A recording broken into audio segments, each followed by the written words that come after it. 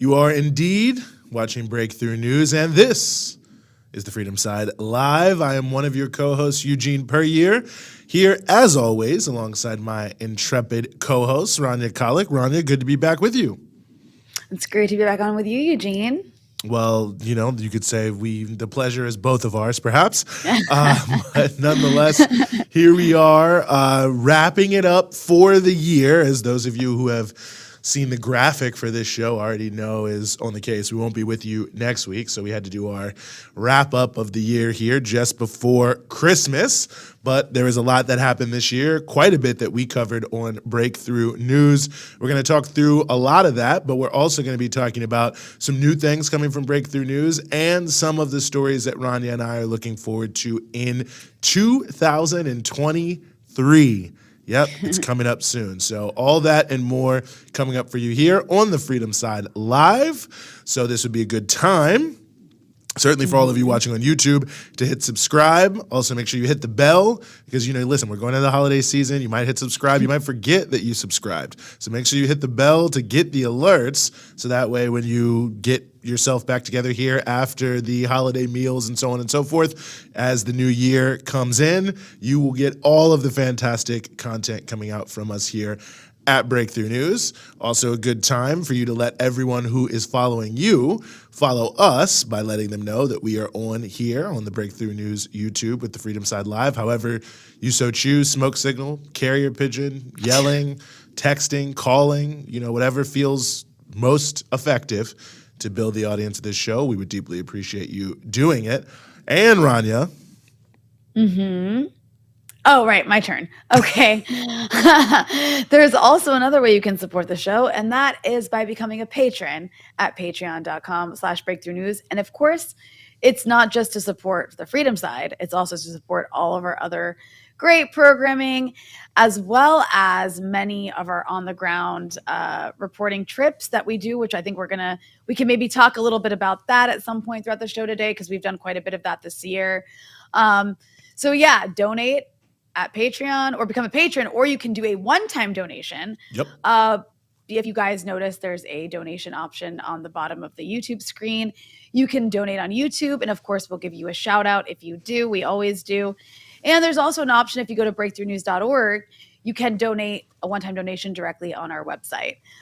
So there it is, you guys. If you enjoy our content, if you enjoy our show, if you like me and Eugene, which of course all of you should, Hopefully. you should absolutely find a way to support it, because that's how independent media works, right? We don't have billionaires like Jeff Bezos or Elon Musk, or I don't know, the many others who exist to just give us like an endless pot of coins. Yeah. Cash. 735 of them, I believe. Yeah, Bitcoin. Sam Bankman-Fried, by the way, released on $250 million bail in the Bahamas as he continues to await potential extradition to the United States for the FTX scandal. It's really incredible. But, do you ever think to yourself, did this guy just defraud so many rich people that's what went wrong?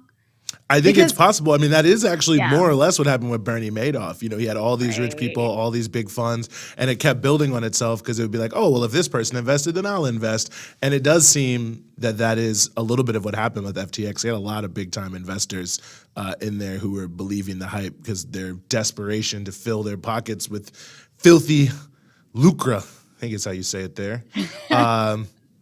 Anyway, let's move forward here. Before we get to some of the old stuff and wrapping it up, we've got some exciting new stuff happening at Breakthrough News. I think for those of you who follow our social media, you obviously have seen, anyone who follows us, you've definitely seen the output of our new Disruptors program. Some of you have seen us promoted, I'm sure, on social media. We want to talk a little bit more about it. And before we get into that with Rachel from the Breakthrough News team, we want to show a little bit of what in just a very short few months our new Disruptors program has been able to bring you.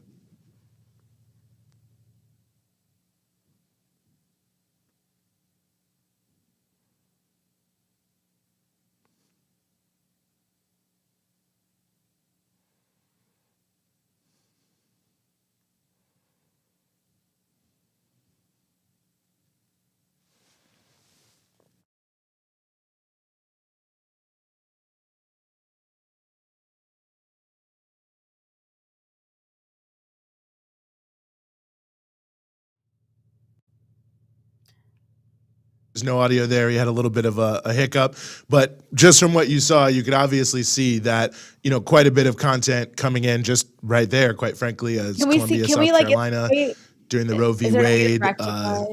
controversy. Is there a way I'm to sorry, what? rectify that? I was saying, is there a way to rectify the audio? It may be too late Because I to feel rectify the audio, like it might be too late. but Well, nonetheless, there's when we give you a teaser, we yeah, really you want to got tease certainly a it. sense Like, of you it, can't even hear it. without a You can't doubt even there. Wait, Okay, well, okay, well, as you can see there's some of the various things. So, more or less, we have a new program that is, really calling on you, the citizen, if you will, the person on the street, to help us bring out the crucial and important stories that are being lost in the mainstream media. So to talk a little bit about this Disruptors program, we want to bring on Rachel Hu from our Breakthrough News team, who is over top, if you will, of our Disruptors project. Rachel, welcome to the show. Thanks for having me, Eugene and Rania. It's good to see you guys in a different context, actually live on the show. Yes, well, absolutely good to see you here. Good to have you here. Very exciting stuff that's going on with Disruptors. I'm sure, Rachel, some people have probably seen us promote it, seen a little bit about it. They've certainly seen all of the videos that have been coming out in just a couple months. But let us know, what is the Breakthrough News Disruptors program, and what are we calling on people to help us with?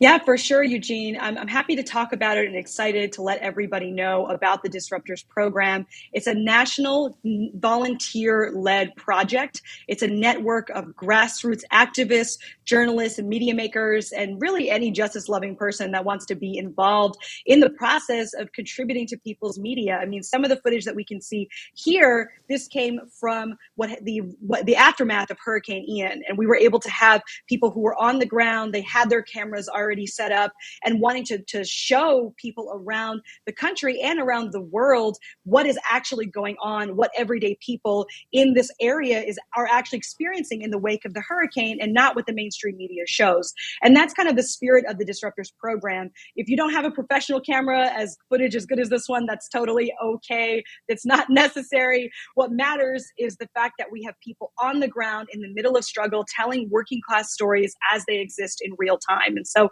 you've seen some of the coverage on social media. We've had a lot of short clips on different things like union drives, on strikes. We've seen working class struggle when it came to mass action, when people came out after the overturn of Roe v. Wade.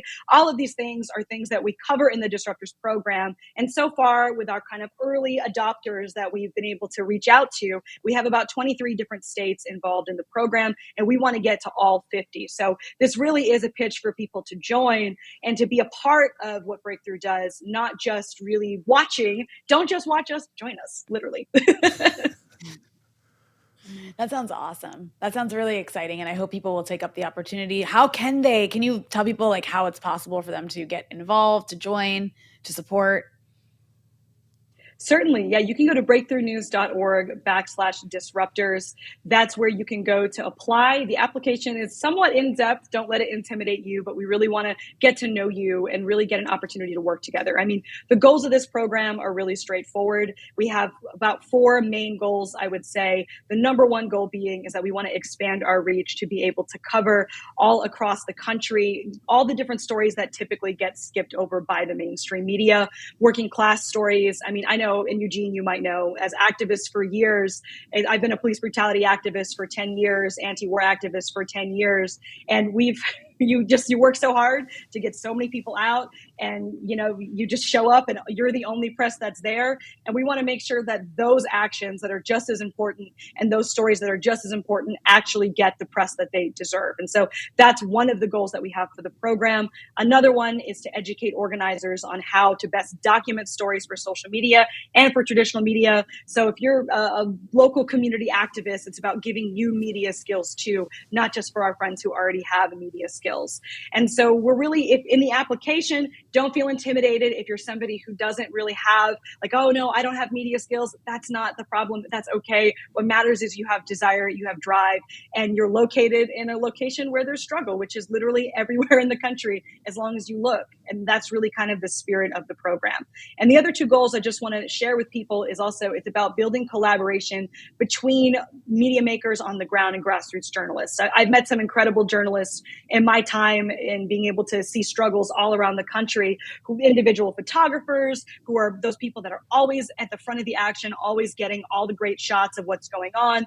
And I've met folks who have done really excellent work, do reporting for community radio. There's just so many different ways that journalists and grassroots journalists have been producing media, and we want to get everyone connected. I mean, there really needs to be the media arm of a movement. There needs to be a hub for where all of progressive media can come together and we can kind of work together in one go. So that's another part of the goals. And the last one for us really, as I had mentioned, is just the idea that we want to have a first responder network. So that's why it doesn't matter if you have all the great skills, if you have a cell phone, if you're near a site of struggle, you're going to be the first one there and you're going to be the eyes and ears of Breakthrough. So that's kind of the idea. So you can go to breakthroughnews.org/disruptors to apply to be part of the program. And also just don't feel intimidated. If you have any interest, apply, and we'll definitely reach out. In the middle of January is when we're going to start reaching back to people. And so we'll get a chance to touch base with you and see what you're about, because if you're about the struggle, then we want you on our team. Right on. And we've already had a bunch of applications already, I know, from when we launched on Giving Tuesday. As you pointed out, we've got so much great coverage. And I mean, so far we've had people from no experience to people who are, real kind of hardcore journalists who've been doing it in different ways. So it's an amazing team that we're building out at Disruptors. So just before we let you go, Rachel, any other points you hope people know about this Disruptors program? Yes, certainly. I mean, a little bit to that B-roll reel that we were showing earlier. I just want to share that this program, it's hard to see in the footage, and you'll see as we have more local coverage on our social media platforms, it's really that you don't need to be an expert. You just need to be somebody who wants to cover struggle. And that especially in the last year, if we're doing a wrap-up of 2022, we can really see that there's major labor struggles happening everywhere. For the Starbucks strikes, it was great that we were able to get footage from about 7 or 8 different locations around the country so far. And so there's a local Starbucks near you that might be part of a strike. And so it's about thinking that way and thinking about how you can get involved. I mean, this footage here is Fort Worth, Texas. This was actually journalists who went on strike. This is Bow, New Hampshire, a really small area in New Hampshire. It's not large, but people are still coming out and demanding that coal gets out of their town and demanding clean energy and really demanding so many things in their local areas. So again, big and small, we're not interested in just covering major struggles in one major metropolitan areas, but in all places. And I'll share this too. We've had some coverage from Puerto Rico and Athens that we just showed. And the coverage really, it's international, but we've had connections with activists who happened to either be located in these areas. So if you are international, you can feel free to apply. We are looking for a lot of domestic applicants, but we are interested too in international applicants as well. If you're upfront in the action and you're willing to go out there with your camera, I think there's always desire for us to cover working class struggle around the globe. So if you want to apply, please go to breakthroughnews.org/disruptors. And if you don't want to apply, but you like the idea and you want to support working class journalism, you can go to this same link, breakthroughnews.org/disruptors, and donate to us as well and help support this kind of journalism, which I think is unique amongst progressive journalism on the left. I think it's a very unique opportunity, and we really mean it by when we say get involved, join us, don't just watch us, join us. We actually mean that. So please join us. Mm-hmm, right on. Now, I think it's been great so far. I think it's going to be even better. Really looking forward to all of you out there who are going to become a part of our Disruptors program and help extend our reach into every possible corner we can to expose what needs to be exposed and lift up what needs to be lifted up. Rachel Hu, Breakthrough News, thank you so much for joining us here on the Freedom Side. Thanks for having me. Well, I think it's fantastic. Honestly, it's a really, I think interesting opportunity for, just anyone who's out there who feels that there are things around them that need to be covered to get hooked into what we have going on here and other people around the country and really build out, a powerful network of people. Can't be done alone, and everything we do is not alone. We have a great team, and Rachel's doing a fantastic job organizing all of that. So definitely check out the Disruptors program. Indeed, indeed. Well, to segue into our retrospective here, I think we can start with what has been essentially the biggest story of the year. I don't know if maybe there's some rivals for that, but I think it's pretty clear it's the biggest story of the year. That is Ukraine, the ongoing conflict between Russia and Ukraine. What? Where? Ukraine? What is that you said? You sound like the average person asked to identify it on a map. That's the Ukraine and what? Who's Russia? I never heard of these things before. it's you can't escape it in many ways, but you really can't escape just hearing from one thing. Actually, a recent report just came out about the coverage in the German media about the war in Ukraine. Basically, the exact numbers are eluding me here, but that essentially almost every single German media outlet has been exclusively pro-Ukraine, exclusively anti-Russia. Isn't it, like, that it's barely even illegal? brought the arguments of Russia into the context. So you can see that even though it's been massively covered, Rania, it's been covered in a way that is essentially totally one-sided. Am I making this up, or isn't it that in Germany there's some sort of like legal structure that certain things are considered like atrocity denial if they seem pro-Russia or like pro-Putin, or I mean, it's a very vague view of how you might look at the war in Ukraine. But I'm just saying, like, isn't there something in place to structurally make it almost impossible to question the mainstream narrative about this war? You might be right. I'm not 100% sure about that. I do know that most of those European countries have a thicket of laws around, what you can and cannot say. They don't have the exact same so-called freedom of speech that we have here in the U.S. But the one thing that we know for sure that they've been leaving out is, what has actually been going on the sort of non-Ukrainian government side in the Donbass, in the Donetsk. And there are many things we've talked about and many things we've covered on the Ukraine over the course of this year. But I personally feel that's been some of our most unique coverage because almost no one else is covering it. Relatively recently, in fact, we were able to have Press TV journalist Johnny Miller on with us, who is there or was there and has been there for some time in Donetsk, covering things there, and really came on and gave us a very interesting look into the reality for civilians in the context of that side of the conflict. So we want to play a little bit of that here. I'm in Donetsk right now in Donbass. Let me tell you what the last few days have been like. It's one of the most underreported stories in the world, and it's shocking. Of course, Ukraine now is perhaps the most important war that's happening in the world right now. One person was killed by Ukrainian shelling in Kiev, in a neighboring district, Kievsky district next to me today. Day before this, 8 people were killed. Day before that, 5 people were killed. 2 days before that, another 5 people were killed. This is by Ukrainian shelling. I'm leaving Donetsk tomorrow for Moscow, so normally I'm careful about what I say for security reasons, but my own neighborhood has been shelled many times. Missiles landed outside my block. I've lived in different buildings, apartments here, and I've been here for last 5 months on and off. 3 different apartments I've lived in have been hit. I was in a church the other day. I tweeted about that. 2 days later, the church was hit, the cathedral. The market next to me has been hit. Going to a youth center yesterday, a woman was killed. Her body was lying on the street just outside as I reported. Yeah, I mean, that was just a snippet of that, but I thought that was powerful to hear because you never hear anything about it, Rania. And today, the former deputy prime minister of Russia actually wounded in a shelling there in the Donbass, and 2 people were actually killed.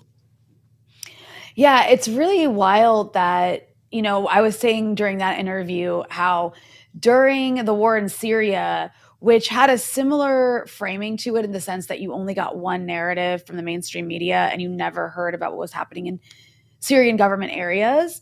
Even then, you had many mainstream journalists from prestigious and mainstream and corporate publications and even like television outlets going to government areas and speaking to people there and interviewing Syrian government officials.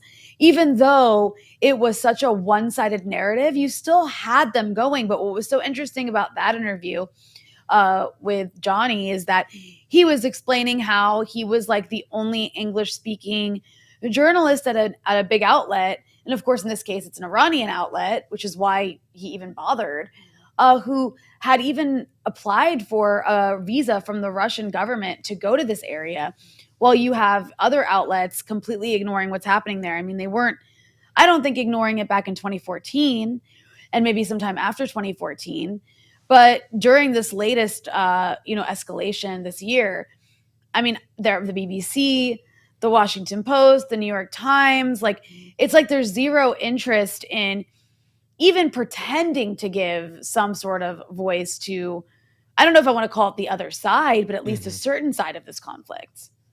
No, I think that's right. I mean, the point about 2014 is relevant. There's almost a collective amnesia to some degree. I mean, even outlets that were reporting in, let's say, 2015 or something like that about Ukrainian shelling of some city in the Donbass, now they're acting like this is all just, semi-fake essentially, and everything's alleged. Even though like they're obviously bombings, it still will be alleged, and it really doesn't make any sense. But before I get too deep into it, because there's so much more to say about Ukraine, I mean, another issue where I thought there was, basically zero coverage was the issue of the referendums that took place in some of these parts of eastern and southeastern Ukraine to become a part of Russia. And of course, it was widely panned in the United States and in Western Europe as just some sort of frame up. So we were very interested to see that the ruling party of South Africa, the African National Congress, their youth wing, the ANC Youth League, actually was there in the Donbass observing the election, and we were able to have on the Youth League to talk some about their impressions of being there, and we want to play a little bit of that for you as well. Again, thank you so much for having us, and greetings to your viewers and listeners. We appreciate the time.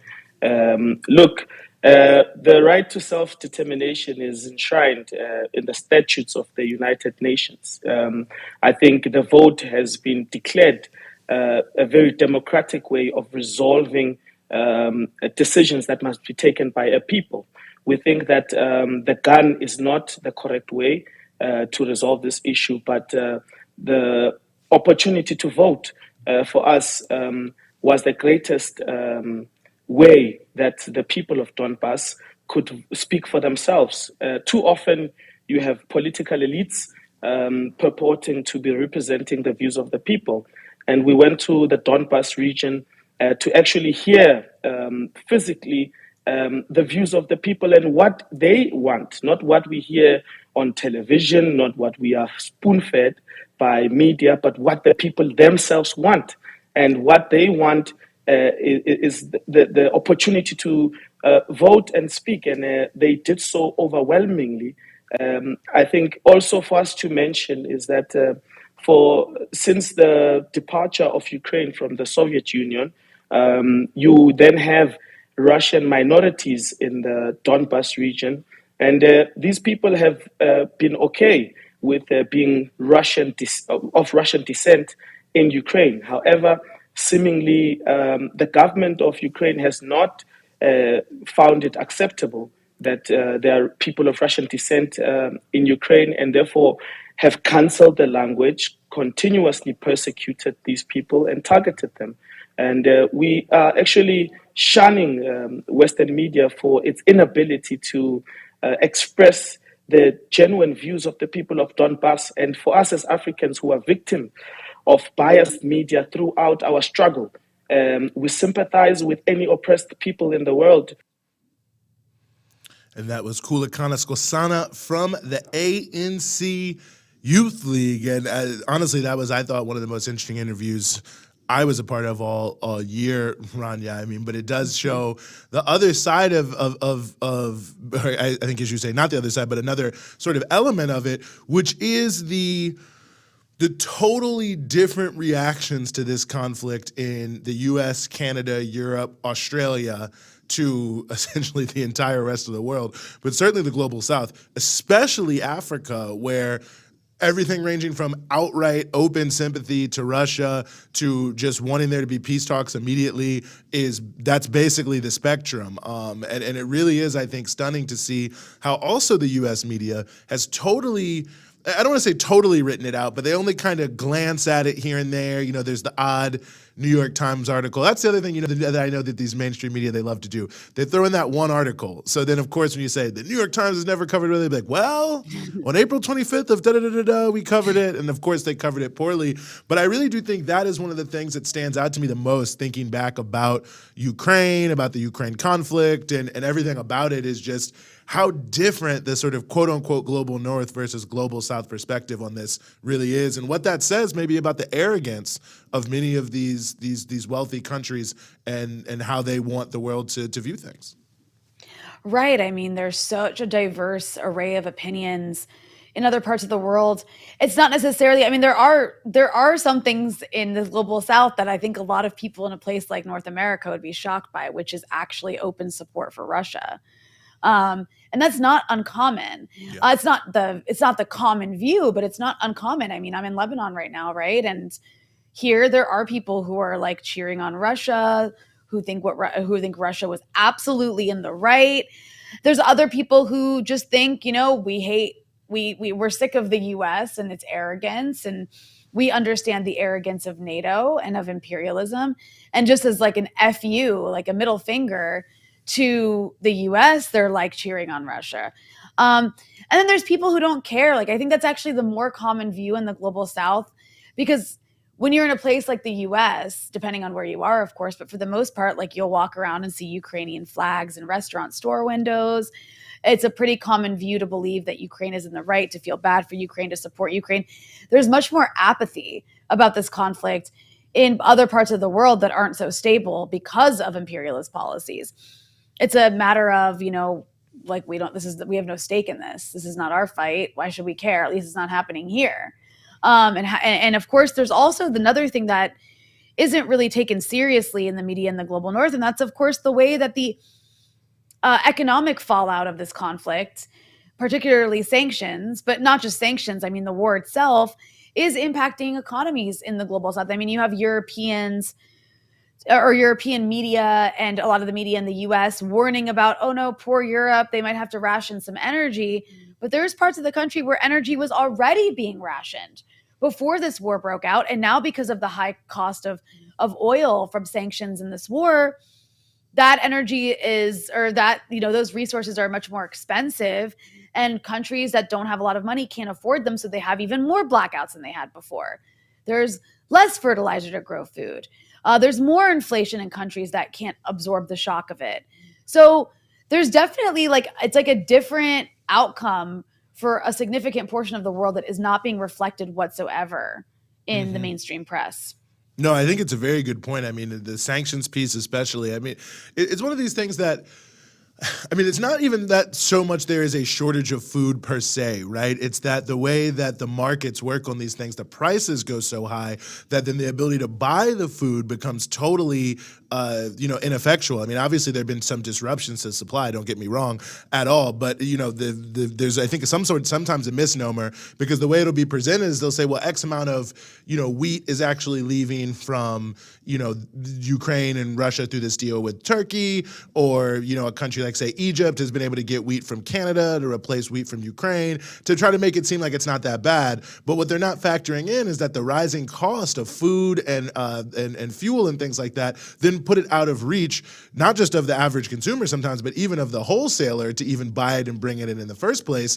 And I think now, saying that, it could be worse next year, given that the planting seasons have been disrupted. But I think it really is understated the impact that sanctions have on the overall cost basis, that even if there isn't a technical shortage, there actually are practical shortages, because most people in the world are sadly living in very impoverished circumstances, by and large, or not that great, or at least in large numbers that is the case. And thus, it's very difficult to get these resources in. And I think that that's an element of this that is crucially important, and that is ultimately a choice. I mean, these are things that easily did not have to happen. I mean, they did not have to sanction Russia at all. They certainly didn't have to sanction them to this level. And they absolutely didn't have to do it in such a way, as these sanctions are always done, to create what's known as over-compliance, where companies say, you know what, I'd rather just not deal with it because I don't want to get involved with maybe being sanctioned by the United States or Europe, so I'm just going to forego the whole thing, forget it all, forget the paperwork, forget everything. And it's created a massive crisis all around the world. I mean, almost every single country on earth dealing with the cost of living crisis that, at least in part,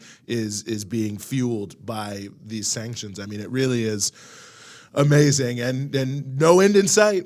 As we can see, Zelensky was here yesterday. Congress Senate today has passed this $1.7 trillion bill to advance the budget with even more billions of dollars in Ukraine. This is the final thing I'll say on Ukraine. I don't know if you had a chance to see what Zelensky said, Rania, but he actually said, after giving this whole paean to what America had done for them, he said, but is it enough? Well, Not really. And the way the New York Times described that, it was after he said it that nervous laughter erupted across the room because it was just like, wow, like you got to be pretty brazen when you've gotten $68 billion. You got 30-some billion dollars on deck. They're giving you every single thing you want just about to be like, well, actually, though, you haven't given us enough when there's homeless people starving on the streets of Washington, D.C. where he's speaking. It really is incredible. I actually didn't watch the whole speech. I really couldn't stomach it. I just saw clips on Twitter. But yeah, I will say it really is amazing to be given that amount of resources with no like questions asked. And I mean, come on, let's be serious. We knew before this war started that Ukraine has been considered, I think, by Freedom House, which isn't exactly like an European American Atlanticist outfit. It's like funded by the State Department. Ukraine was considered before this war to be like the most corrupt country in Europe. So you're going to tell me like those $68 billion, how many of it is being siphoned off into bank accounts for people like Zelensky and various oligarchs connected to him? Probably a lot. And so for someone like that to come in and be like, it's not enough.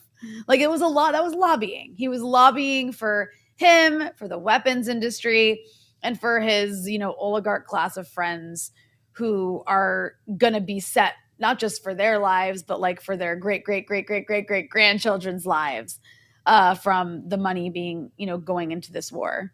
Yeah. Well, I know I said it's the last thing, but you reminded me of this talking about the corruption.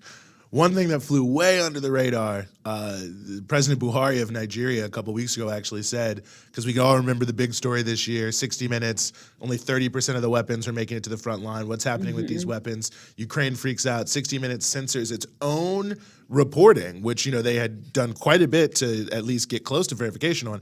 Anyway, President Buhari says that they're already seeing in the conflicts in the Sahel that weapons from this conflict are ending up in Africa. So, real confirmation that the reports that we're seeing about the flood of weapons into Ukraine not being accounted for and having blowback around the world. And this is a region of the world that already saw the blowback from the war in Libya, where the destruction of Gaddafi's government led to a huge flood of weapons in the Sahel. Now there's an even bigger flood coming in from Ukraine. And so Africans are dying on the basis of these, NATO-instigated conflicts that are just flooding the zone with weapons. I mean, it really is disgusting. The moment that will start to matter is when it starts impacting European security. And I don't think that stuff is going to stay isolated to areas where there already are conflict zones. Of course, that'll be where it's the worst. But as we saw with the conflict in Libya, which is not in Europe, when you have instability and you create power vacuums like that lead to the rise of extremists, in the case of Libya, extremists that were actually being supported by the West, you do have blowback. We saw that in Paris and Manchester. Europe. Exactly, like actual blowback that came into Europe. And we're talking here about a war where not only do you not know where the weapons are going, but you have the rise of this far right, a far right that in Ukraine is certainly being empowered for sure. But it's connected to a far right that's actually not isolated to Ukraine. It exists in other European countries.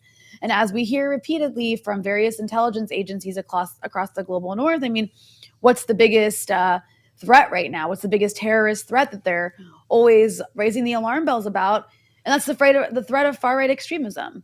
And so I don't think this is going to be something that, if this war ends anytime soon, which it doesn't seem like it will, I think even a decade from now, we're going to be seeing some sort of blowback from this war, whether it's the empowerment of extremists in various parts of the world, or, whether it's just more weapons and conflict zones, or, the outcome of refugees really reconfiguring the politics of various countries in the global north, like we saw from Syria and Libya as well, and how that, the influx of refugees creates this moment for the far right to galvanize people. I mean, there's so many aspects of this that haven't been thought through.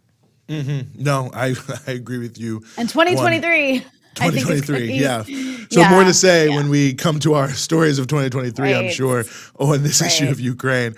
Another sort of set of issues that were big this year, of course, has been the ongoing, this really goes back to 2021, but the ongoing wave of unionization happening in the United States, big growth of unions, which has, and another big story that was happening in the context of this year and sort of parallel to it, another big domestic story are the unbelievable attacks by the Supreme Court on the rights of average people, especially the rights of women. And we saw the gutting of a woman's right to choose by the Supreme Court. And so we want to bring you a clip that we put up on TikTok of where those two moments kind of came together. Layla Dalton, who has been one of the leaders of the Starbucks unionization campaign, speaking at a rally for or in favor of abortion rights in the United States. People can afford options that rank and file workers can't. On top of all of this, the working class is already under pressure from the big bosses.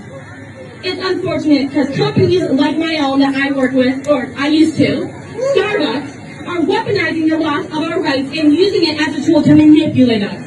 It's outrageous for Starbucks to say that they will only pay travel expenses for an abortion to only non-unionized stores. The working class needs to rise up and stop taking no for an answer. Abortion rights! Our human rights! Well, that's amazing right there. Starbucks saying that they only would help employees, partners as they call them, seek a critical medical procedure if they weren't involved with the union. But, it just speaks to kind of the Janus face of the United States right now to me, Rania, these two stories juxtaposed. On the one hand, you have exciting things like, unionization waves happening. We had Striketober, all sorts of, different pieces like that. It's easy to be excited about that. But then on the other hand, you have things like the attack by the Supreme Court on a woman's right to choose and these, other just extreme right-wing moves that are being made. And it feels like we're living on such a knife's edge where it's not all hopeless per se, but it's like you're almost getting like this seesaw of good news, bad news, because the country, it just feels tectonically things are really shifting under our feet in ways that are hard to predict how it's going to turn out. It is, but I think that one thing that seems to be a constant is that, unfortunately, what we saw this year was the organized right, the well-funded right, has done an excellent job of kind of fortifying their positions in power across the country, no matter what the democratic will of people is. And that is how, that was overturning of Roe was the outcome of a years-long, decades-long effort to do that. And it's not over yet, right? We have other Supreme Court cases that are making their way up, to decision time, and they could go in the direction of course, taking away what little we have of democracy in America left. But it's like it's interesting because the way this stuff is covered, and that speaks to obviously the media, and I think why Breakthrough is important, is the way that issue of Roe was covered is it was covered as this kind of big shock rather than something that is not only just anti-democratic, but again, a decades-long effort by a certain segment of the ruling class to regress, like to push the country backwards or pull the country backwards in a really horrible and, of course, archaic way. And of course, unfortunately, the opposition to that is the Democratic Party, which did like nothing about it. I guess they smartly campaigned on it, and that's probably the reason that they didn't lose the Senate. But at the same time, like we're still where we are, and I don't think Democrats really have any plan in place to help get reproductive rights back. No, they certainly don't. And now the sort of moment has passed for now, probably because of the ascension of the Republicans in the House of Representatives. I got a little bit of time left, but I think it's pretty obvious that they've checked out the Democrats. Right. I'll say that David Dayen, who we've featured on the show a few times on some of these issues, had actually a pretty great piece about this in the American Prospect this week about how the Democrats have just totally fumbled the ball in the lame duck and essentially just given up on promoting a lot of priorities. And he also makes a good point that, it's partially will fly under the radar because since so little happened, all the groups that ask for your donations to pressure the Democrats to do this, that, and the third just want to pump out the tiny little thing that they got so that it's broadly hidden how right-wing the Democratic caucus shifted despite their efforts, and many of them valiant efforts. But no, I think you make a good point. multi-year effort to create essentially a Jim Crow system as it concerns a woman's right to choose in this country. I mean, that's where we really are. And you know, the judges, the laws, the trigger laws, the test cases, all of that coming to fruition. And it's just extremely anti-democratic is the other element of it. And you know, I think that is a piece that maybe is also was not dwelled on enough in the context of the coverage, because the Supreme Court is considered so quote unquote legitimate, quote unquote sacrosanct. But you have the majority of people disagree with the decision. A majority of people, even, you know, a very significant number of Republicans not agreeing with this decision. And nevertheless, this unelected group of 9 people can decide to eliminate this critical right. And I think it's an important bridge to the unionization issue. Also, you know, under legal assault, there's all these attempts to raise up cases around Starbucks, around Amazon by those corporations to the Supreme Court, because they are hoping to get a ruling that will make it more difficult to unionize. And I can understand why, because unions are more popular than they've been at any time since 1965 in the United States. Past 2 years have seen the highest rate of victories for unions. I mean, they're voting right now, but University of California, for instance, looks like they may sign a good, decent contract, I should say, for their workers at all levels, really, the postdocs, the grad student workers, and also the student researchers, after one of the largest strikes in the history of academia, 48,000 workers. So you can see that workers of all types, we saw the walkout at the New York Times. Obviously, people can remember what happened in Striketober. And there's more to say about this, I think, when we talk about upcoming stories of next year. But obviously, I think corporations are feeling that, you know, they had record, and by record, I mean like all-time in history profits in 2021, but they're not redistributing that in wages and benefits fairly in any way, shape, or form to their workers, and they can see it coming. And they're relying on anti-democratic institutions like the Supreme Court, like the Senate, I mean, really like the whole setup, to more or less protect them from the fact that the majority of the people in the country would prefer to see more unions, higher wages, better benefits, a woman's right to choose, more housing for homeless people, more better infrastructure. Like, these are not controversial things. And the only thing that's really stopping them, and maybe this is the big story about domestic politics this year, the only thing that's really stopping them is the unbelievably anti-democratic nature of the system, which is then reinforced by the Democratic Party, as you mentioned, Rania, that's totally unwilling to take even actions within their purview to address these issues, much less, you know, do anything else, you know, beyond campaign and constantly send us fundraising emails. God, if I could just get on whatever email list I accidentally signed up for. Yeah. I'm kind of blaming Bernie Sanders. I get so many like spam emails from Democrats. Yeah, well, you know, one thing people don't know about campaigns, one of the biggest thing about campaigns to monetize your campaign is to sell your list. And that's how people say, how do I end up on all these lists? Because after a campaign, especially if it was a big campaign that did well, people will come from all corners of the globe just about and ask you for your list to purchase it from you, so they can also try to poach your donors. So it's a total morass. Indeed. Well, talking about the terrible situation for working class people here in the United States, who are obviously being hit by an inflation crisis in a major way, among many other things, is the continued hollowing out of our healthcare system, despite the fact that we're in the midst of this COVID situation where maybe nothing ever has shown us how decrepit the U.S. healthcare system is and how we need to make changes. Our very own Kate Pritzker had the opportunity to go to the state of Pennsylvania and to document the work of Put People First PA, Put People First Pennsylvania, that's organizing around a lot of healthcare issues, but against this closure of hospitals that has really created something called healthcare deserts, where there are just huge areas where people don't have any real access to a hospital. We want to show you a little bit of that here from Kay's documentary.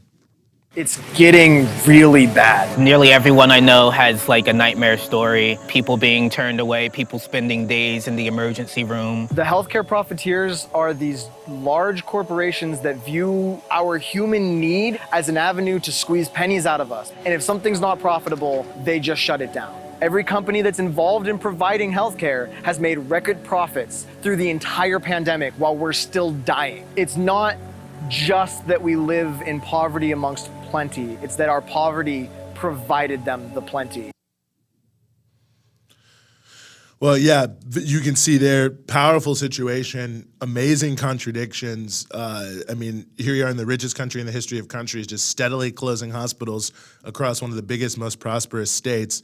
It just feels like when you talk about priorities, Rania, what does it say about the priorities of the United States that, you know, here we are in the midst of this huge public health crisis, and rather than doubling down on strengthening our healthcare infrastructure, it seems like the opposite is happening. It's continuing to skyrocket in terms of cost, and it's continuing to decline in terms of both availability and quality.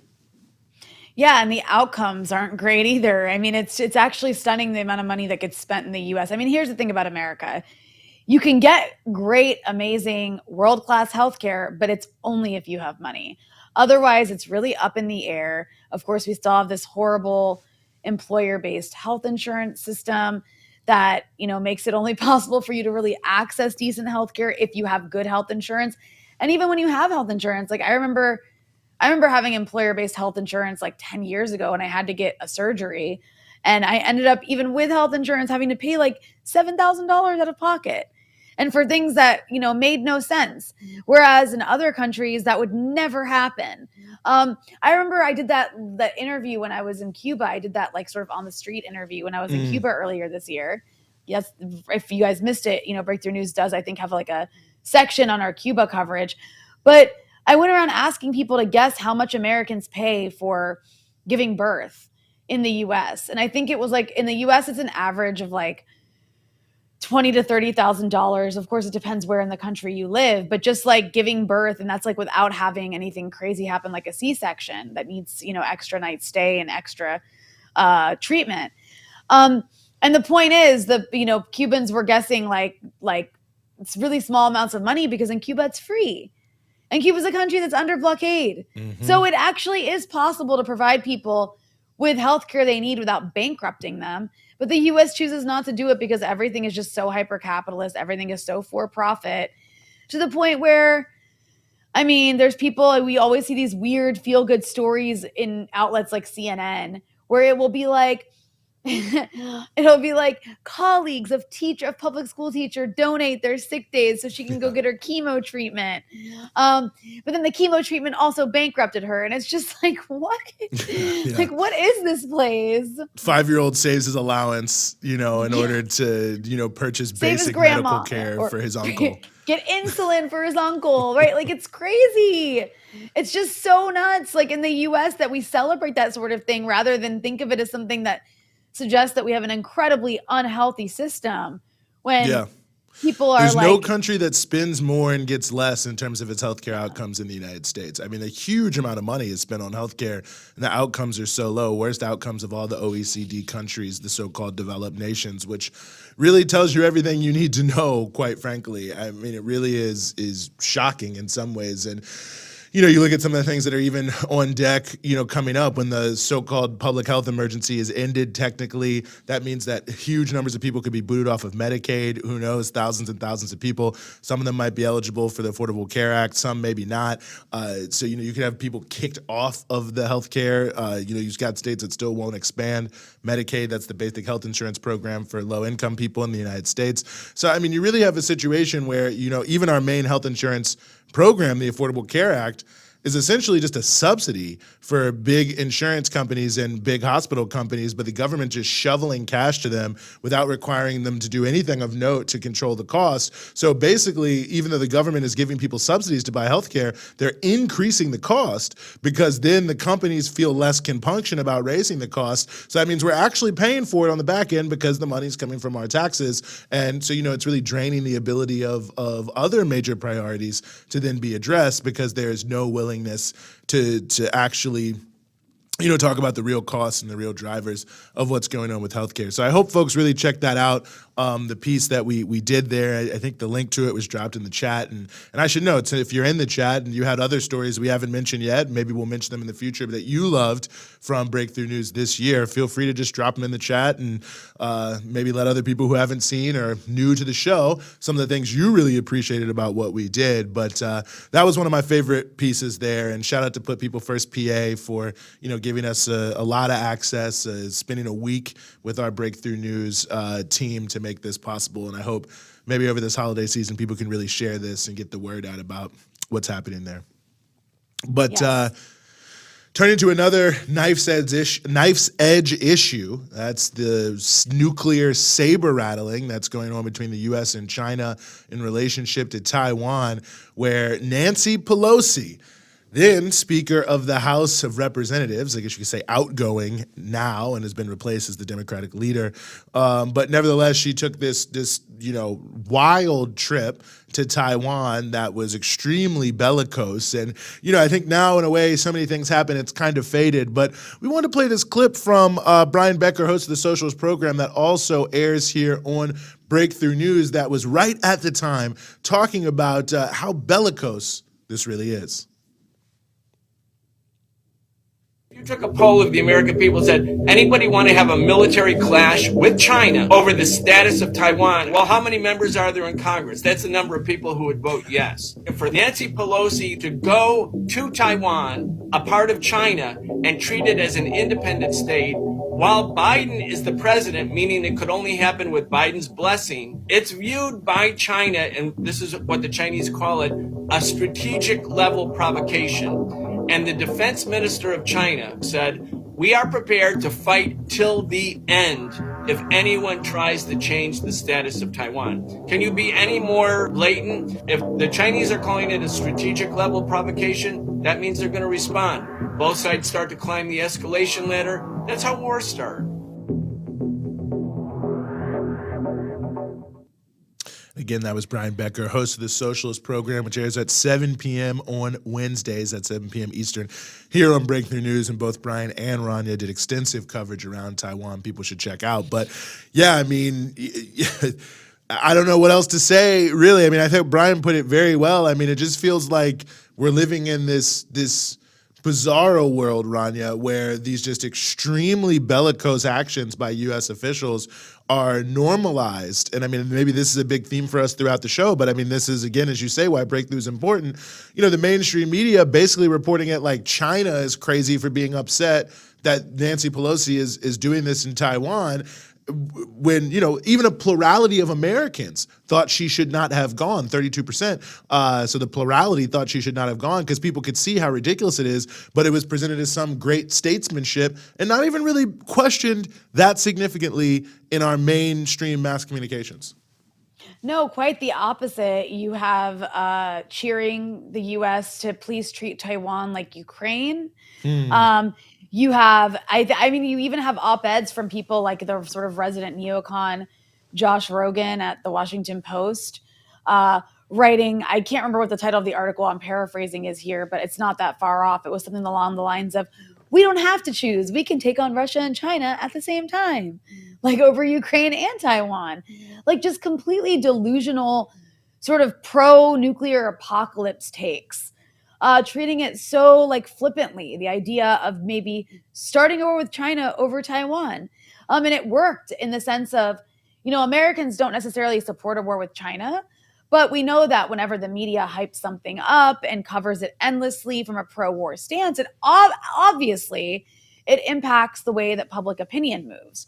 And so you did for a moment see public opinion shift slightly on the issue of Taiwan in the sense of a majority of American voters saying that they support the idea of intervening militarily if China invades Taiwan, as if there's like some sort of looming invasion.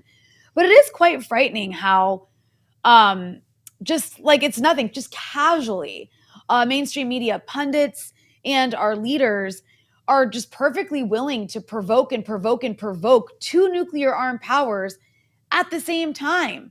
But at the end of the day, it just shows you what the real threat is. I mean, if even during this war with Ukraine, when we're, pushing the, what do they call it? The, like that clock the doomsday clock. Yeah, the doomsday clock. Closer to midnight, over the issue of Ukraine. Even as that's happening, ultimately, what's the real goal? The real goal is to prevent the rise of China. That's what this is all about. And I think in 2023, to really bring it to that, I mean, I think that we're going to see the issue of China become more prominent, as in, China being the real challenge to American hegemony, and China being the real adversary and the real authoritarian Axis leader, and on and on and on.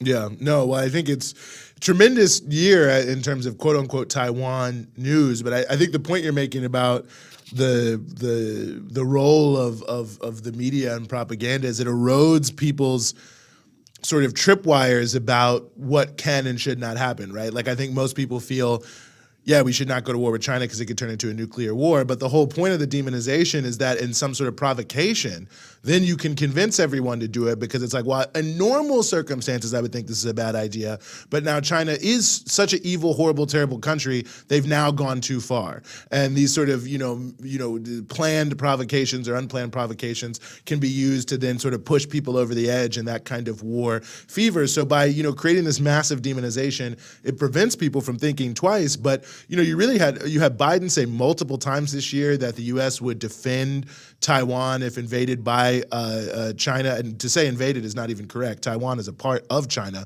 but to just use the mainstream Western parlance. And, obviously the U.S. has no treaty obligation to do so and would immediately go to war with China. And, this was never been U.S. policy. And, of course, Biden multiple times said, obviously we know Biden sometimes, probably doesn't even know where he is.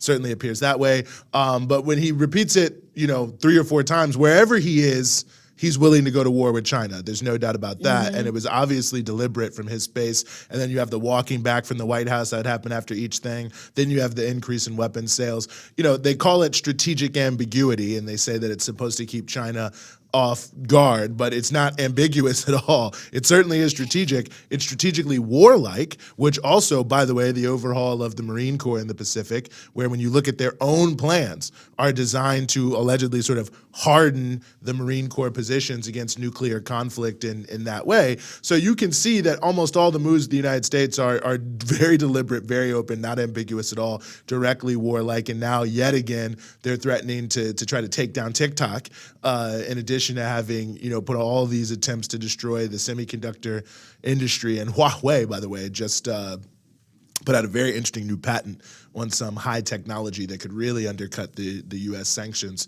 by allowing them to make these, what they call 7 nanometer chips that are 7 millimeter chips, that, help run the most advanced technology today. So that might not even work either. So, they're doing all these crazy things that could potentially create a war and a conflict that are already destroying all sorts of different opportunities for people around the world. I mean, Huawei, for instance, that's the cheapest 5G internet everywhere in the world. And so by sanctioning them and making it, persona non grata, it's, making many countries around the world turn away from them, which means that for working class people, it'll be more expensive to have high-speed internet just because the U.S. says they hate China. So it's like at every level, from nuclear war to making things more expensive, it's just, who could this possibly benefit? And it seems to me, as Thomas Friedman said many years ago, McDonald's doesn't work without McDonnell Douglas.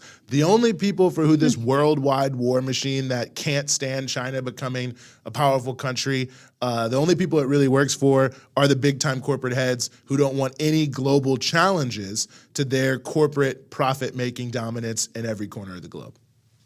Right, exactly. But it's interesting because even there is some disagreement within the ruling class about who the real threat is. I mean, you do see a sort of, everyone thinks China is the threat, of course, but there is more of an anti-China bashing on the right in America, which even you'll see, that's why you'll see in sort of like far right media, this narrative of Russia, the Ukraine war is wrong and we shouldn't be fighting this proxy war with Russia, not because it's wrong and for the sake of peace and diplomacy, but because the real enemy is China and we're wasting our resources on Russia, a white country that actually could be on our side, when the real problem is those Chinese, others, the yellow peril. And then on, of course, the Democratic side of the aisle, you'll see, yeah, China's definitely an enemy, but we can take them both on, but we want Russia first. So it's like this bizarre, and then there's also like a very confusing dynamic with some people. Like you'll have, like, for example, I think one of the best places, if you can get past that paywall, um, to get some news about the sort of like business side of the China-US back and forth is Bloomberg. And I think one of the reasons for that is because Michael Bloomberg is actually this bizarre, like, sort of pro-diplomacy when it comes to China, pro-peace kind of guy. And that must be for business interests, I imagine. So it doesn't seem to be like so clear cut. But of course, at the same time, at the end of the day, China threatens American hegemony by its own existence and just being a successful country and its sheer size.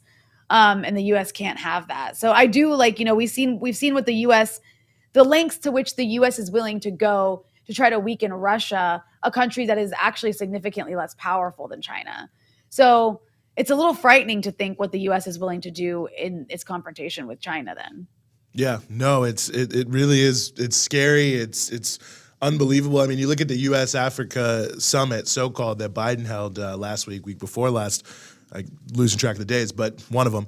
The whole thing was shaped around Russia and China. Like the entire, it's supposed to be about the U.S. and Africa and the whole thing. And even the New York Times and the Washington Post said that. So this is not Eugene per year just projecting what took place. But the New York Times and Washington Post articles about the summit framed it in the context of this being only happening because the U.S. feels they're behind the 8 ball against China and that Russia's becoming more popular in Africa and they have to counter it. So it just says everything that, listen, there's a lot I could say about that summit, which I don't think did much for Africa at all. But let's just taking one step back, it really does say something that the only time the U.S. feels motivated to move aggressively to try to actually do something for African nations is when they're worried that somebody else might be helping them. And I mean, that in and of itself is wild. But yeah, $55 billion over 3 years. They gave $68 billion to Ukraine in less than 1 year. So if that's all in on Africa, it tells you something. But it really does show what the strategic priorities are for the U.S. If it's countering Russia and countering China, like the $850 billion military budget that was just passed by Congress, it's unlimited funds. But if it's for working class people here in the United States, if it's for lifting people out of poverty in Africa or anything like that, then it's always, penny pinching at best, and doing everything possible to spend the least amount of money in order to actually help anyone. Kill people, sure. Help people, not so much. So something to remember when we talk about the $1.7 trillion budget you're going to see in the media so much, that $850 billion of that is the military budget. And that in and of itself should really tell you something about the priorities of the United States that absolutely dwarfs spending on every possible thing. They're actually spending hundreds of millions of dollars or tens of millions of dollars less on homelessness than they originally said they were going to in the spring. Even though we're in the midst of a massive homelessness crisis, that might be one of the most well-known things happening in the United States right now. So priorities, priorities. Yeah, but you know what I think that we haven't given enough money to? Ukraine. Well, Zelensky said, not enough. The one thing I will say is they did tell him he couldn't have M1 Abrams tanks. So they did finally tell him no about There's something.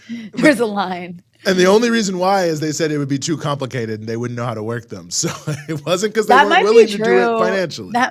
That might be true. I mean, there was all these videos like on Telegram of just like random Ukrainian volunteers being confused about how to use that stuff is hard. That equipment. Yeah, these are advanced weapon systems. Yeah, you can't just like pick it up like a gun and start shooting. And even depending on the type of gun, you can't even just do that. I mean, and I don't know if it like comes with a manual, let alone a manual like in Ukrainian. You know what I mean? Like you need to and that's kind of another hidden piece of this is how many advisors, quote unquote, are over there helping them learn how to use this and what role are they really playing. Don't forget the advisors. That was the tip of the spear in Vietnam. It was only advisors for the longest time. I mean, it's like now the U.S. is going to like kick up the amount of Ukrainians it's training in Germany. And I'm just like, it's just so wild to me that these countries that are NATO countries are just like being used as training bases for Ukrainians. And then they will say, no, it's propaganda to call it a proxy war. It's just so ridiculous. It really is. Well, moving forward here, one of the interesting things we had the chance to do here at Breakthrough News was cover some of what took place in Brazil surrounding the elections. Former President Lula, now about to be current President Lula, starting on January 1st, I believe, of 2023, emerged victorious against now outgoing President Jair Bolsonaro, definitely outgoing. I saw that the moving truck was there at the presidential palace. His stuff is gone. Nonetheless, some of his supporters still doing some shenanigans to try to slow things down. But Lula announcing his cabinet and everything. But really a huge momentous election, huge potential ramifications all across the region, all across the world, coming in train with other interesting things, both good and bad in Latin America, a lot to be said. But, just to give a reminder and a sense of the stakes of this election, we wanted to play for you a clip that we got and we're able to put together from some of the work we were able to do the day before the first round of the elections, when we were asking folks in Brazil why the election was so important to them and why they were supporting President Lula. Já atingimos a casa de mais de 683 mil pessoas mortas pela Covid, pela irresponsabilidade de um governo negacionista que negou a vacina, trocou a vacina por propina. Além disso, acabou com a saúde no Brasil, está destruindo o SUS, as estatais estratégicas estão sendo dilaceradas, a nossa maior empresa do nosso país, chamada Petrobras, está sendo fatiada. A fome está entrando nos lares dos trabalhadores brasileiros. O desemprego está de norte a sul do nosso Brasil. Então nós temos que dar um basta. Por isso que unimos todos os trabalhadores, todos os sindicatos, todas as centrais, para que a gente possa ser feliz a partir de domingo, ganhar a eleição e poder fazer o Brasil voltar de volta para os brasileiros. Essa é a decisão, é a determinação da classe operária brasileira que vai dar essa ajuda para a América Latina e para o mundo. Em Brasil, for each 23 minutes, we lost a black young person. It is the first time in Brazil that we try to employ the presence of black people and the black female inside the Congress. That is so white and is so violent for us.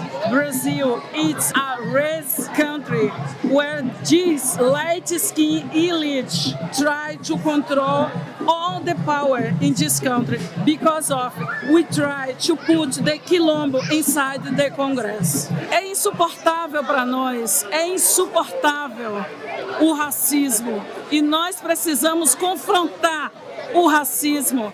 We need to define our people and put our agenda, the black agenda, in the middle of the National Congress in each country, pela memória de Assata Shakur, de Angela Davis, pela memória de Martin Luther King, de Malcolm X, pela memória de todos que lutaram na África do Sul, pelas nossas irmãs e irmãos, Winnie Mandela, Nelson Mandela, todos e todas que lutaram. A nossa obrigação é lutar para libertar o nosso mundo do racismo. Viva nós, viva a luta!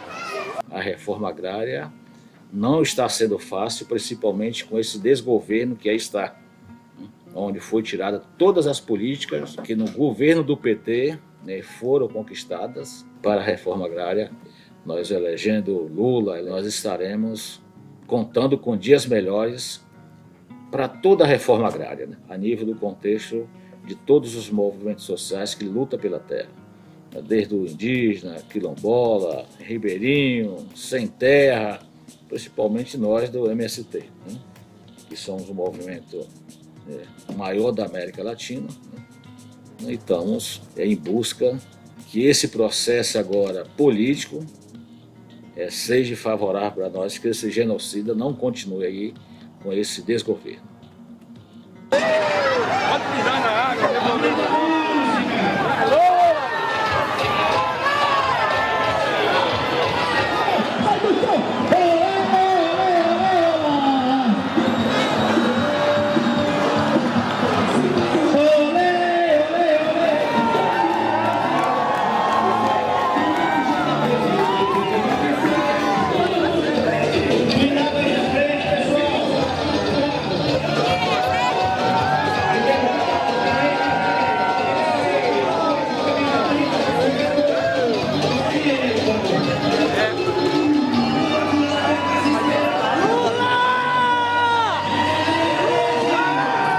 A importância dessa eleição é de extrema importância justamente pelo fato de que é um momento histórico, principalmente para o movimento LGBTQIA+.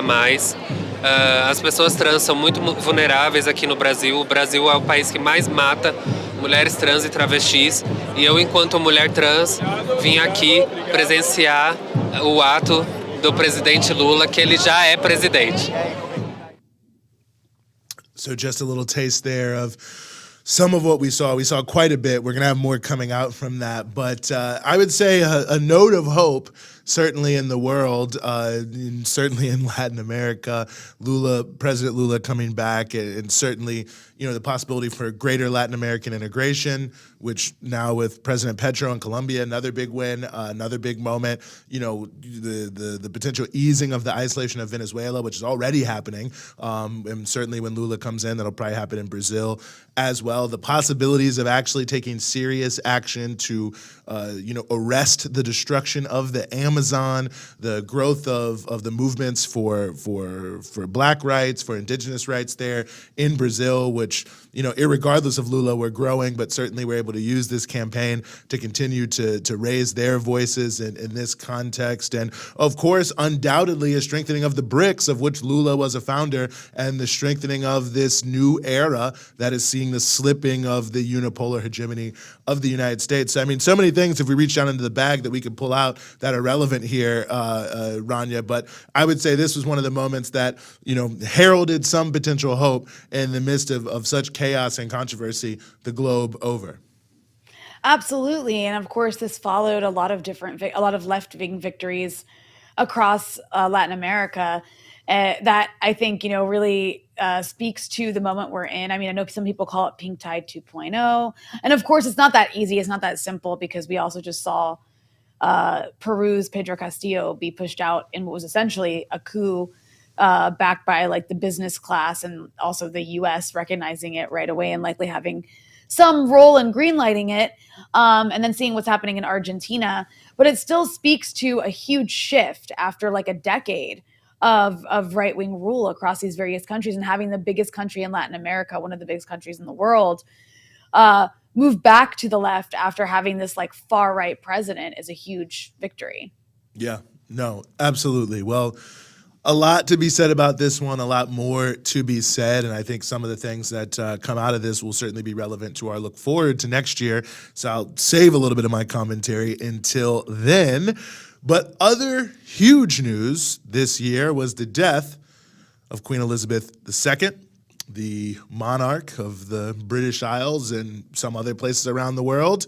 And of course, this was it was a moment that I thought was maybe long overdue for a real reckoning with the true history of British colonialism and how destructive it's been. But of course, the defenders of colonialism and the British Empire and its horrible, horrible crimes were also out in force. Most notably, Tucker Carlson, the most popular television host here in the United States, who some people somehow consider to be some sort of oppositional figure, despite being a millionaire, ruling class adjacent individual himself. But, he came out very strong in favor of the crimes of British colonialism, defending the Queen and defending the Crown, with plenty of blood on his hands. And we were very honored to be joined by Prasanth R. from our good friends at People's Dispatch to talk a little bit about the Indian side of this, which is a big thing that Tucker Carlson focused on. So we want to just show you a brief clip from that, which was our most viewed video of this year, in fact, of all time on YouTube.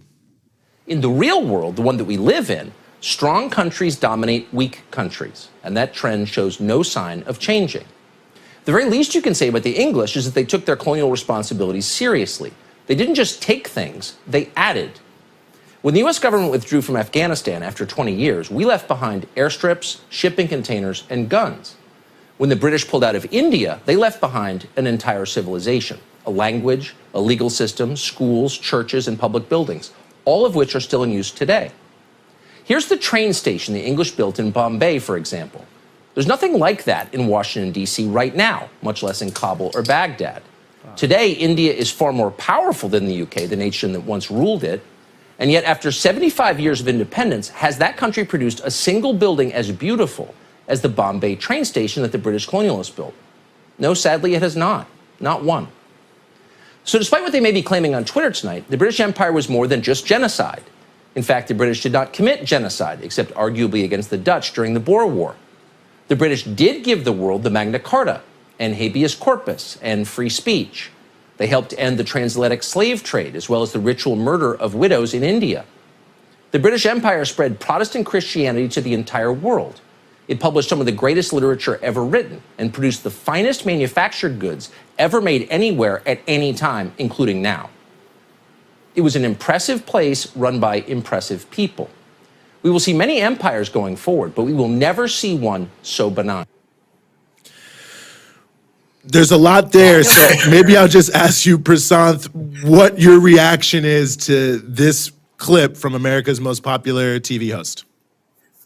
I mean, the short answer is basically I don't need to answer it all. You just need to sort of invert everything he said, and that's a 20-minute segment for you, because every line just add the make it the exact opposite. That's a true story. In the early 1920s, there was a rebellion in the state I come from in Kerala, and one of the punishments that the British meted out was they basically threw a huge number of people into a very narrow railway bogie, a railway car, so to speak.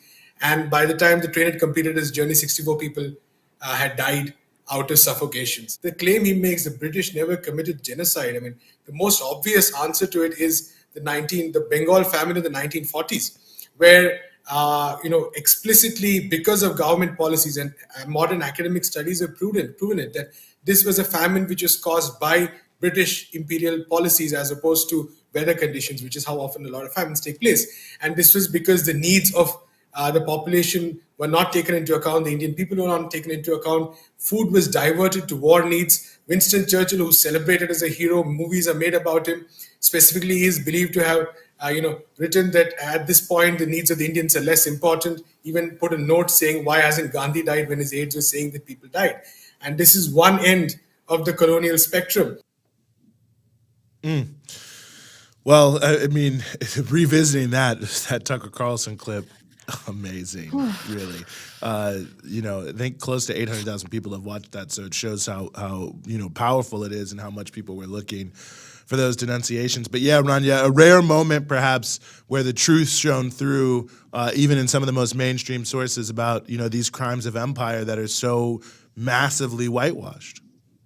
Yeah, I mean, basically what Tucker Carlson was doing there was, by the way, was like engaging in the whole white genocide phenomenon that he likes to push. But that was not, I mean, Tucker Carlson is someone we look at as saying the most extreme view, but he wasn't the only person in the mainstream saying that. I mean, he was saying it in the most explicit way imaginable, but everybody else was saying a more whitewashed version of what he was, in the way that they were mourning the end of this person who's been around for so long and all of the great things that she did.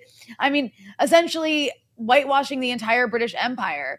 And so I actually appreciate Tucker Carlson's honesty in a way, because he was at least saying what all of them actually think, which is that British Empire was good. And actually, I'm pretty sure that there's polls that show that, like, not a majority, but a significant chunk of the British population also agrees with that, which is just incredibly sad when you think about, Prasanth was just talking about something that happened in India, but it was all over the world that the British engaged in atrocious policies that intentionally left tens of millions, maybe hundreds of millions of people dead around the world. Yeah, I mean, really shocking. I mean, of course, in Kenya and the, destruction of the so-called Mau Mau there, and the brutal punishments that were meted out in the attempts by people there to resist colonialism. The so-called Malay emergency, where the people of Malaysia rose up and were also brutally suppressed. And of course, the long history. I mean, and yeah, the things people were saying there is that woman, the CNN royal correspondent, who told Don Lemon that Africa should pay reparations for slavery in America because the British actually did no reparations because they had abolished slavery. I mean, the whole thing was so ahistorical, but she said it so confidently. That was the wild part about it to me, as if it wasn't completely and totally ridiculous. And of course, Is in many ways how kind of frivolous this whole Harry and Meghan thing is. It is, again, sort of ripping off the veil of this so-called, beautiful institution and showing how deep inside, these sort of deeply racist, deeply colonial views are, the views that they hold dear. And I think that even the context about, the crown jewels and how, many of them were, of course, crown jewels stolen from Africa and other places. And here they are on display at the Queen's funeral. And, there's sort of attempt to use that moment to reify the monarchy. I personally feel that it backfired in a way. I think in the UK, obviously, it's different because people have a different attachment to it. But I think you could see that around the world, the level of rejection of if not the monarch herself, of this colonial holdover was very, very high. And I think you didn't have to be some radical left-wing revolutionary. We were hearing it from all corners of the political sphere, especially in the global south, that, the time for these sort of ridiculous monarchical things are over. And you can see the impact of it, more and more. The Prince of Wales has, made a number of statements in his tours, Will and Kate, around how they're so sad or so sorry for slavery or whatever it is. I think it was the Prime Minister of the Netherlands this week. Maybe it was Belgium, but I think it was the Netherlands, offering some sort of other apology. And, you've got the museum starting to give stuff back. The Benin bronzes, for instance, that had been stolen and taken from Europe. So you have all these attempts to try to get ahead of the game by making these extraordinarily, they're important. The things should be sent back for the museums. People should apologize for the crimes that they were complicit in or that their ancestors were. But it's all to avoid the real question, which is reparations for slavery and colonialism. And when you look at the African Union, when you look at CARICOM, when you look at the African American community here in the United States, it's very clear that this is the discourse that those who have been heavily harmed want to hear. Reparations is not some wild concept. Of course, reparations were paid by Germany and others to Israel over the crimes of the Holocaust. And I don't know if they necessarily should have gone to Israel, but certainly the victims of the Holocaust deserve reparations. So it's not as if this is some issue without precedent. But when it comes to Africa especially and the descendants of slaves around the world, these countries don't want to touch it, and they don't want to get into the fact that their wealth is 100% built on the backs of this horrible exploitation and oppression, because then they'd actually owe it. If they admitted they did it in a real way, they'd have to pay up. And I think that's the thing. So I expect to see much more spinning from the monarchs, and I think King Charles, King Charles III, I suspect we'll see some of this from him in the months ahead of attempting to get around it. And I don't think it is an accident that his very first royal state visit was Cyril Ramaphosa from South Africa. I think obviously they're trying to send a message that this is the more tolerant monarchy, and of course that's always been Charles's line, as people who watch The Crown know, or who follow the monarchy. So that's that. Queen Elizabeth II, dead. That's milestone there in 2022. Do you watch The Crown? I do watch The Crown. Okay. I tried, and I was like, I got bored. Well, I'm not surprised, but I don't want to slander you on air here, Rania, for your pop culture choices. Hold on. Can I tell you why I got bored? Go ahead, please. I got bored because it was kind of slow. It wasn't like your favorite musical, Hamilton, huh? Not a lot of upbeat, ahistorical rap songs in The Crown. What Eugene just said is a lie. I'm just going to leave it at that. Okay. That's not my favorite musical. Okay. That is just wrong, Eugene. Okay, what is your favorite musical, South Pacific? It's got to be some Rodgers and Hammerstein. It has to be. I don't want to talk about it. My favorite musical, without a doubt, is West Side Story. And it's unfortunate for me to say that because obviously that has not fully aged well from a racist perspective. But nevertheless. Lots of blackface going on there, brown face, I guess. They took some liberties. There's no doubt they took some liberties there in West Side Story. Yeah. That, and then The Sound of Music, and then My Fair Lady. But anyway, I love The Sound of Music. When I was a child, I used to dream that Julie Andrews would be my nanny. I mean, honestly, you could really wish for nothing less. Mary Poppins as well. Julie Andrews has one of the greatest runs of all time. So many amazing productions. Yeah. Just, I don't want to get off on a tangent about Julie Andrews, but I can definitely say love Julie Andrews. Woman. Big fan. Yeah. Yep. A little bit of sugar helps the medicine go down. Remember that maybe when you watch The Crown. But anyway, Rania, why don't we turn to 2023, which is upcoming in just a few days here. Obviously, there's a lot of stuff that's going to be on the agenda and that's on the horizon. But what are at least some of the things that you're looking at as stories to watch for 2023? Well, certainly we're going to see a lot of domestic coverage of horse race politics because there's a presidential year coming up in 2024. And I mean, because of the nature of American elections, you're going to be seeing a lot of discussion who's going to be the Republican nominee. What does it mean for the Democrats? And it's going to be really obnoxious and annoying that our election coverage lasts so long. It has to start a full year before the actual election. And it actually does, I think, isn't it like, no, okay, maybe not a full year, but Just either about. way, there's going to be a lot of... If you consider Trump having announced already as the start, then it basically is a full year. That's true. And so I think that's going to be covered a bunch. I think that there's going to probably be some interesting things happening with social media. I mean, we've seen that Elon Musk's takeover of Twitter has caused quite a stir.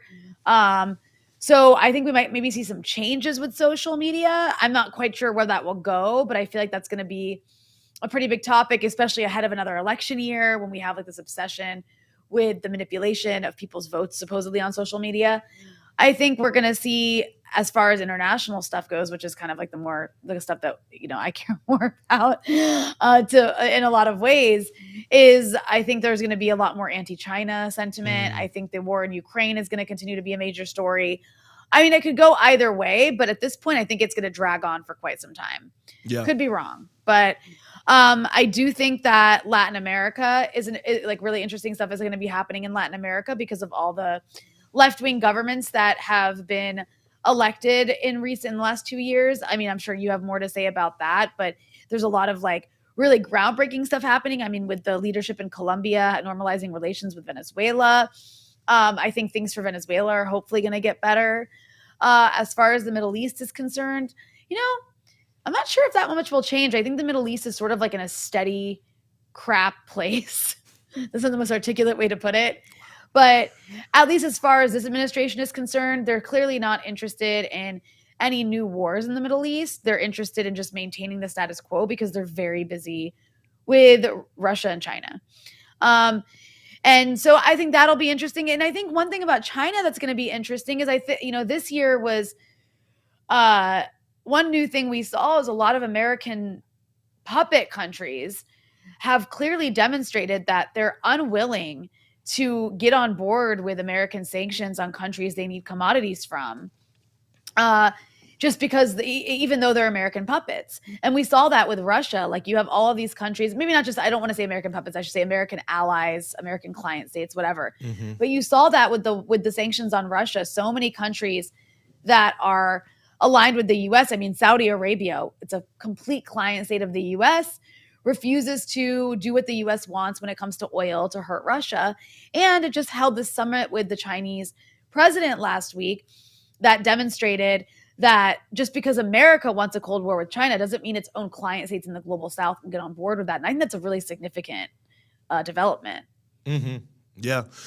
No, I think those are all super important points and things to look forward to. A few things that I'm looking forward to. 2023 is the end of the most recent UPS contract. The new president of the Teamsters Union, which represents UPS workers, Sean O'Brien, has been promising that they are not going to back down on some critical issues, including, improving pay, benefits, working conditions.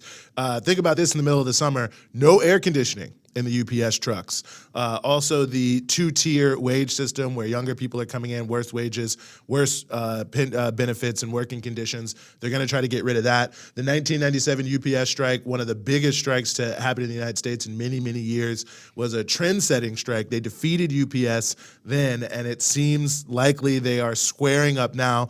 I mean, let's hope that UPS comes to its senses and negotiates fairly with the workers, but I think it's very likely there could be a strike there, and I think it'll be huge, and it'll be nationwide. nationwide. Everybody knows UPS. Everyone's touched by UPS. And just like in 97, it really captured the zeitgeist in a way very few labor struggles can in this day and age. So that's something I'm definitely looking for in the continuation of this issue of this wave of unionization we're seeing all across the country in the United States.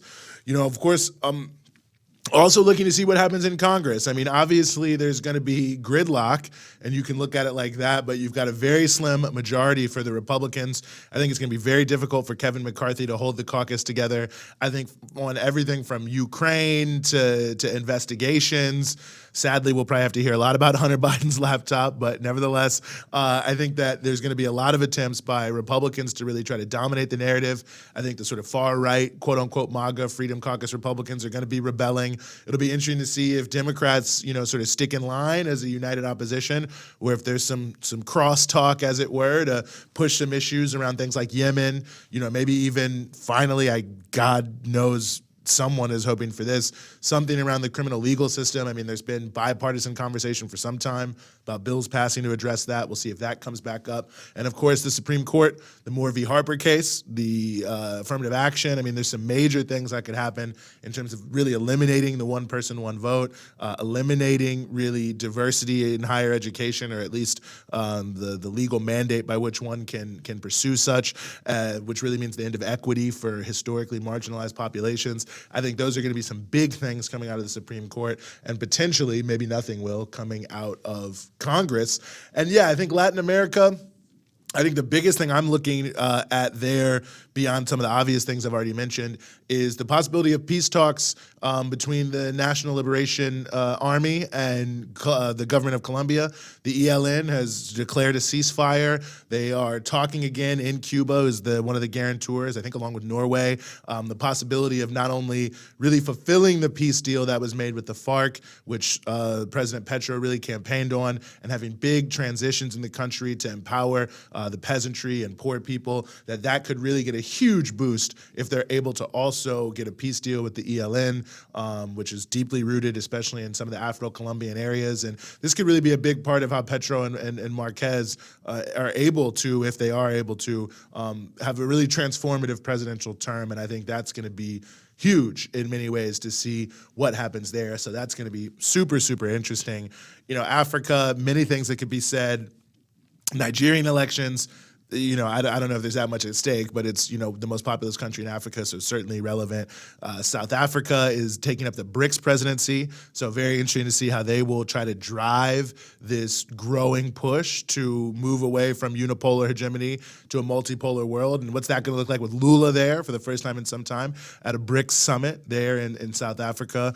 Of course, I think we're going to be looking to see what happens in countries like Mali and others, where the resistance to French colonialism continues to grow. And yeah, I think the U.S.-China confrontation, the U.S.-NATO-Russia confrontation, those are going to be big things hanging over us all year. Who knows exactly how they're going to play out? I think it'll be very interesting to see what happens in Ukraine. Interestingly enough, I was looking at some polling a couple months ago, and both the polling of Ukrainians and Russians, both sides seem to think that the war was going to end around spring 2023. Not 100% sure why people were feeling that way, but thought it was an interesting convergence between Ukrainians and Russians, which I think may speak to what people are willing to accept. Both sides willing to kind of roll with it until the spring, and then I think we'll probably reevaluate. So it'll be interesting to see where the negotiations issue turns on that front, and whether or not this ongoing confrontation with China and the United States will intensify, or what will happen. You've got Japan, and Germany remilitarizing. What could possibly go wrong with that? But that's a whole other sort of can of worms that feeds into both of these. So many, many, many things on the horizon. We only barely scratched the surface. That's why it's important for you to subscribe to our YouTube channel and hit the bell so you can get the alerts, because we're going to cover every single thing Rania and I just said, plus more, in 2023, and we're going to do it in depth. Some of it we'll do it undoubtedly from the ground. Some of it we're going to do with your help through our new Disruptors program. So 2023, I think, is going to be a huge year for us at Breakthrough News. I think there's a lot to look forward to. There's a lot to be concerned about, but nevertheless, we'll be here to let you know what level of concern you should have about those things as well. And one thing I also just want to say, too, before we get ready to close here, Rania, huge shout out to Matt behind the scenes. That's who's running the show, pressing the buttons, making it happen, cutting the clips, putting all the different tech pieces together, and traveling around the world to help us put together some of these fantastic pieces you've seen from all the various different locales. Emily, Nicole, Kay, Ben, Rachel, Andrew, Jackie, John, amazing team that we have here at Breakthrough News. We're doing tons and tons of work, even with a relatively small team. We're going to do even more with your help in 2023, and we're really, really looking forward to it. And it was my pleasure, Rania, to have had the opportunity to be here alongside you all in 2022. Same. I can't even say it better than that. We should just leave it there. Eugene, you have the way with the words. I can't. Well, thank you very much. Thank you to all our listeners. Don't forget, you can go to patreon.com/breakthrough news, become an ongoing patron. Shout out to everybody who donated here today, everyone who's donated throughout the year, and all your participation. We will be looking forward to seeing you next time in 2023 here on the Freedom Side.